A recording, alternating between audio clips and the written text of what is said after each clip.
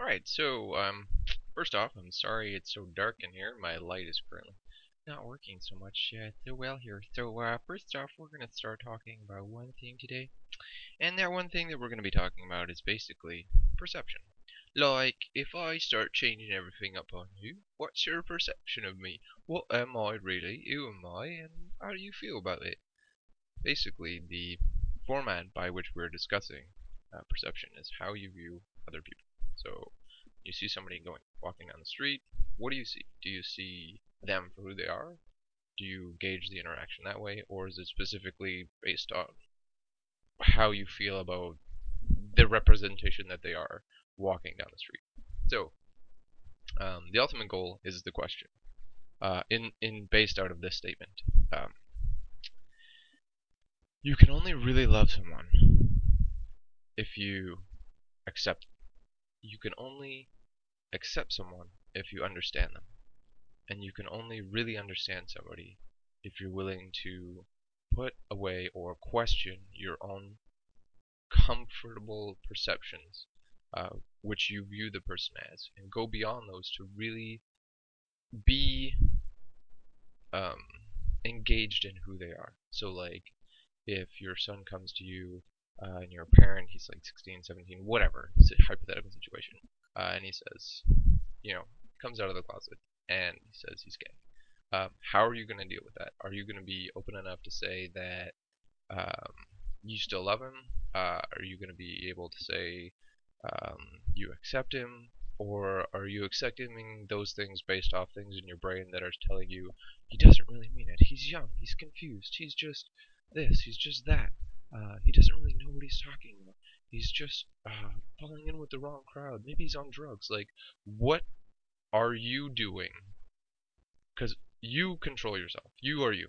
They are who they are.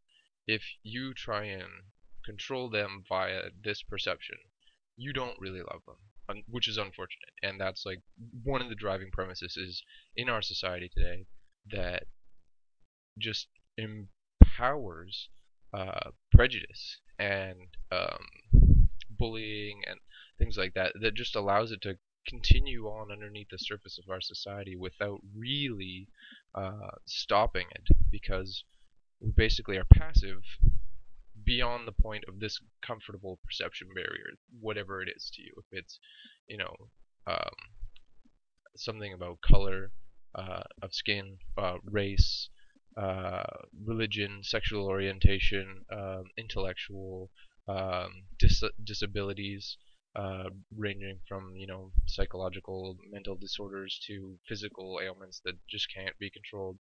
Um, how far are you willing to go into this question? Who are you when you engage other people? Are you in that situation? Are you adapting yourself to them in terms of how the conversation flows, what and who you are in that moment? Sure, you stick to your beliefs, but there's no reason to throw those out there and holding up a sign that says, all faggots are gonna burn in hell or whatever. It's bogus. Like, I don't care what terminology you use for gay people. Um, Use something that's respectful, and it's based on the person that you're talking with.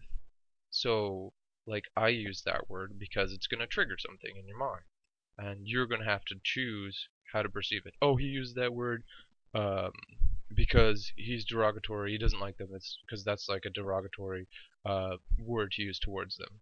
But really, like, I used it to trigger something in you, because just like when you see that tattoo, or like a gay person sees that sign, like, how are they engaging that sign? Are they engaging the sign because of what it stands for? Are they engaging the person holding it because they're foolish to do so, because they're empowering hatred and inequality in our societies, and not um, kindness and acceptance and understanding? Thus, they're empowering prejudice, really, which is disgusting in my opinion. I'm sorry. Um, so, who are you when you're engaging other people? That is the key. If you are able to question yourself, find out what it really is to believe what you believe in the moment, then that's what it means to be human.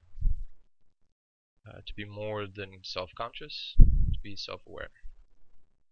And that's our first post. Let's have a great rest of our day. Ta-ta! Peace and equality universal. Bye!